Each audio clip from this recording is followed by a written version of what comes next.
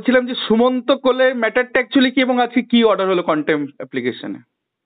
আজকে কন্টেম্পট অ্যাপ্লিকেশনের প্রথম দিন ছিল। সাধারণভাবে কন্টেম্পট অ্যাপ্লিকেশনের প্রথম দিন সেটা কপি সার্ভিস হয় না, অ্যাডমিশন হয়, তারপরে কপি সার্ভিসের ডিরেকশন দেয়। কিন্তু বোর্ডের পক্ষ থেকে যিনি আইনজীবী ছিলেন তিনি উপস্থিত ছিলেন এবং তিনি অলরেডি তিনি এই মামলায় অ্যাপিয়ার, যেহেতু সিঙ্গেল বেঞ্চে করেছেন, ডিভিশন বেঞ্চে করেছেন, তিনি মামলায় অ্যাপিয়ার করেন।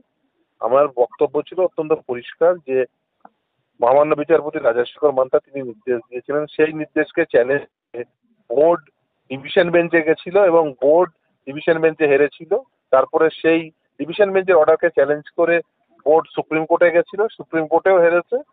এই মহামান্য বিচারপতি রাজশেখর মান্তা তিনি নির্দেশ দিয়েছিলেন যে এই যে পিটিশনার যারা ছিল তাদের মার্কস প্রকাশ করলে তাদের র্যাঙ্ক প্রকাশ করতে হবে, সেটা ইন্ট্রিম অর্ডার ছিল। কিন্তু সেই ইন্ট্রিম অর্ডারটা যেহেতু মান্যতা দেয়নি, সেহেতু কন্টেম্পট অ্যাপ্লিকেশন করা হয়। কিন্তু আজকে বোর্ডের পক্ষ থেকে যিনি আইনজীবী ছিলেন তিনি আদালতে জানান যে আমাদের আর কিছু করার নেই, কারণ আমরা আপ টু সুপ্রিম কোর্ট পর্যন্ত গিয়ে যেহেতু হেরেছি, সেই জন্য আমরা এদের যা আদালতের যা নির্দেশ ছিল সেই মোতাবেক আমরা এই নির্দেশটি পালন করতে চাই এবং সেই জন্য তারা সময় চেয়েছেন এবং এই ম্যাটারটি যাতে তিনি প্রেও করেন যে এই ম্যাটারটি যাতে পুজোর ভ্যাকেশন, যে আমাদের সামনে পূজা ভ্যাকেশন আসছে, পূজা ভ্যাকেশনের 2 সপ্তাহ পরে যেন ম্যাটারটি আসে। ইন দ্য মিনওয়াইল তারা এই কোর্ট মহামান্য বিচারপতি রাজশেখর মান্তার যে নির্দেশ সেই নির্দেশকে তারা কমপ্লাই করে দেবেন। অর্থাৎ এই যে পিটিশনার তাদের মার্কস প্রকাশ করে তাদের এই প্যানেলের উপরে তাদের সেপারেট প্যানেল করে তাদের প্যানেলের অন্তর্ভুক্ত করার যে নির্দেশ সেই নির্দেশটিকে তারা মান্যতা দেবে। অর্থাৎ এরা প্যানেলের অন্তর্ভুক্ত হয়ে যাবে এই সুমন্ত কোলে সহ অন্যান্য যারা পিটিশনার ছিলেন, যাদের বিএড এবং ডিএলএড উভয় ডিগ্রি ছিল এবং কিছুজনের এনআইএস ডিএলএড প্লাস ডিএলএড উভয় ডিগ্রি ছিল। ফলে ডিএলএড এর ডিগ্রিকে কনসিডার করে তাদের যাতে প্যানেলে অন্তর্ভুক্ত করা হয় এবং মহামান্য বিচারপতি রাজশেখর মান্তা তিনি আমার যে আর্গুমেন্ট সেটাকে আপহোল্ড করে তিনি সেই নির্দেশই দিয়েছিলেন বোর্ডকে। কিন্তু তারা ডিভিশন বেঞ্চে গেছিল, সেখানে হেরেছে, সুপ্রিম কোর্টে গেছিল, সেখানে হেরেছে। তারপরে মহামান্য বিচারপতি রাজশেখর মান্তার নির্দেশে অর্থাৎ আপ টু সুপ্রিম কোর্ট পর্যন্ত আপহেল্ড হয়েছে। তাই তাদের মহামান্য বিচারপতি রাজশেখর মান্তার নির্দেশকেই তাদের মান্যতা দিতে হবে এবং তাদের সেই মোতাবেক এদের প্যানেলও প্রকাশ করতে হবে। স্যার এখানে স্যার দুটো কোশ্চেন আছে। একটা কোশ্চেন হচ্ছে এরা যেহেতু এক্সক্লুড ছিল, তো প্রাথমিক শিক্ষা পর্ষদ 2022 সালে যে 11,765 নিয়োগের 9,533 রিক্রুটমেন্ট দিয়ে দিয়েছে অলরেডি, প্যানেলে প্রকাশিত, ফোর্থ কাউন্সিলিংও শেষ। এখন বিষয়টা হচ্ছে যদি সেক্ষেত্রে শূন্য পদ না থাকে, কারণ আমরা দেখেছি এই প্যানেলে বাংলা মিডিয়ামে নন এক্সামটেড ক্যাটাগরিতে শূন্য পদ নেই, তাহলে এইটা কি সেপারেট প্যানেল হবে ফিউচার ভ্যাকেন্সি থেকে? সেপারেট প্যানেলের নির্দেশ দিয়েছিলেন বিচারপতি রাজশেখর মান্তা। ফলে সেই সেপারেট প্যানেল করে নিশ্চিতভাবে এবং শুধু প্যানেল পজিশন এবং তাদের মার্কস কিন্তু প্রকাশ করতে হবে। সেক্ষেত্রে কি কারো বাদ যাওয়ার প্রবণতা আছে এক্ষেত্রে? সেটা বোর্ড ঠিক করবে। ইহা প্যানেলের ইনক্লুড হলে অবশ্যই সেটা যদি প্যানেলের ইনক্লুড হয় সে প্যানেলে ইনক্লুড করতে হবে এবং তাদের মার্কসও প্রকাশ করতে হবে, অর্থাৎ জোন অফ কনসিডারেশন এসছে কিনা সেটা বলতে হবে। এবং সেই জন্য তো এই মহামান্য বিচারপতি রাজশেখর মান্তা তাদের ডিএলএড ডিগ্রিকে কনসিডার করে তাদের মার্কস এবং প্যানেল পজিশন সেটাই তো পাবলিশ করতে বলেছেন এবং সেই নির্দেশকে তো মান্যতা দেননি। তারা মান্যতা না দেওয়ার জন্য তো এই কন্টেম্পট অ্যাপ্লিকেশন। এবং শুধু তাই না, সেই নির্দেশকে চ্যালেঞ্জ করে তারা ডিভিশন বেঞ্চে গেছিলেন, সেখানে হেরেছেন, সুপ্রিম কোর্টে গেছিলেন, সেখানেও হেরেছেন।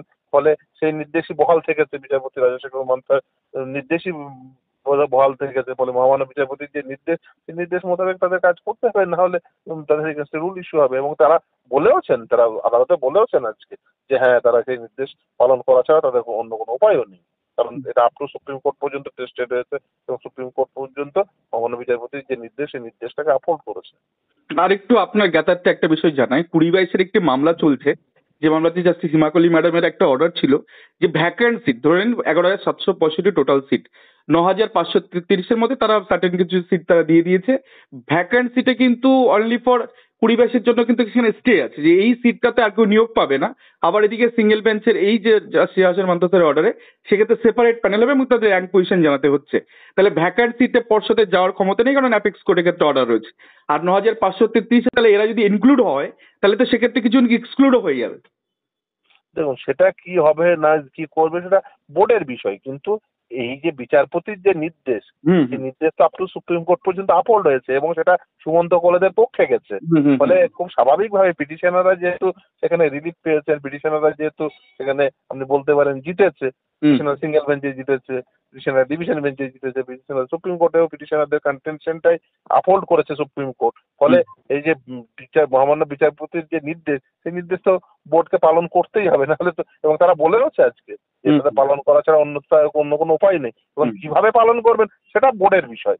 আমি এই নিয়ে একটিও মন্তব্য করবো না, এবং এটা সমীচীন নয়। তার কারণ হচ্ছে কিভাবে পালন করবেন এই এক্সিকিউশনের দায়িত্বে তো রয়েছেন এই বোর্ডই, অর্থাৎ তাদেরই পালন করতে হবে। তারা কিভাবে পালন করবেন, তারা নতুন সিট আনবেন নাকি অন্য কিছু করবেন, ফাইনাল পাবলিকেশন সেই সময় বলবে। তো সেই সময়ে দেখা যাবে বোর্ড কিভাবে তারা পালন করে, কিন্তু পালন করতে হবে, কারণ যেহেতু নির্দেশটি আপ টু সুপ্রিম কোর্ট পর্যন্ত আপেল হয়েছে, পালন তো তাদের করতেই হবে। কতজন পিটিশনাররা ছিল সুমন্ত কোলের এইরকম সুমন্ত কোলের বেশ কয়েকটা পিটিশন ছিল, এটা আজকে একটা মামলা উঠেছিল। এই মামলাতে সম্ভবত 18 জন মতো ছিল এই এই এই- এই আজকের কন্টেম্পটের সাপেক্ষে। আরো কয়েকটা কন্টেম্পট আছে এবং সেগুলো হয়তো টোটাল কত হতে পারে আপনার আন্দাজ মতো? সেটা সেটা দেখতে হবে। সেটা এই মুহূর্তে তো আমি আর ক্যালকুলেশন করিনি, মানে কারণ পরপর বেশ কয়েকটা নির্দেশ হয়েছিল এবং সমস্ত নির্দেশগুলোই যেহেতু এই সুমন্ত কোলেকে ফলো করেই হয়েছিল, ফলে সেই নির্দেশগুলো খুব স্বাভাবিকভাবেই আপলোড হয়েছে এবং খুব স্বাভাবিকভাবেই সেগুলোতেও কন্টেম্পট ফাইল করা হয়েছে। সেগুলো পরপর এবার শুনানির জন্য আসবে, খুব স্বাভাবিকভাবে একই তার গতি হবে।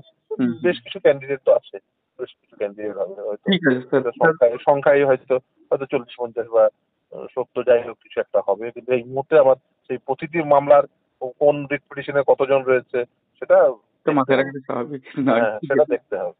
থ্যাংক ইউ স্যার, আমাদের চ্যানেলে সময় দিয়েছেন, অসংখ্য ধন্যবাদ আপনাকে।